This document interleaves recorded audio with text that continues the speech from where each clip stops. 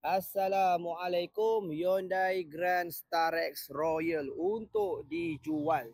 Okey, harga memang kita bagi harga cantik. Last kali kita akan bagi tahu harga kereta tahun 2010 yang ni spek Royal bukan spek biasa. Okey, grill bumper depan dah convert tahun 2016. So muka depan muka baru. Kereta ni cantik sangat dah.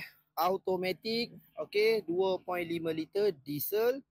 Cat masih cantik lagi. Abang tengok kereta ni macam baru lagi.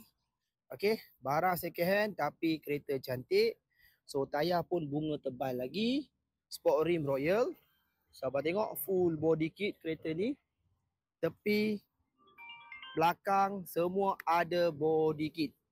So harga yang kami nak jual bukan 50, sekarang kita nak jual 39,900.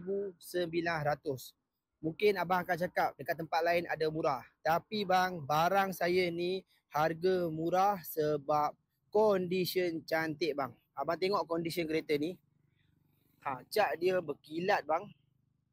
Bukan itu saja, abang tengok bahagian dalaman dashboard ni, door trim semua cantik. Okey, dashboard pun tak ada pecah. Leather seat ni pun semua cantik. Seat driver pun tak ada koyak. Okey, ingat dah nak beli Starex bang, selalunya kereta company. Okey, ataupun kereta sewa, ataupun kereta orang buat turis ke, apa-apalah. Yang ni direct owner, satu owner saja, semua original condition. Leather ni bukan buat balik bang. Yang ni leather semua cantik. Seat dia pun semua cantik bang. Semua cantik bang. Tak ada komplain tak ada komplain. Tahun 2010, auto 2.5 liter enjin diesel turbo.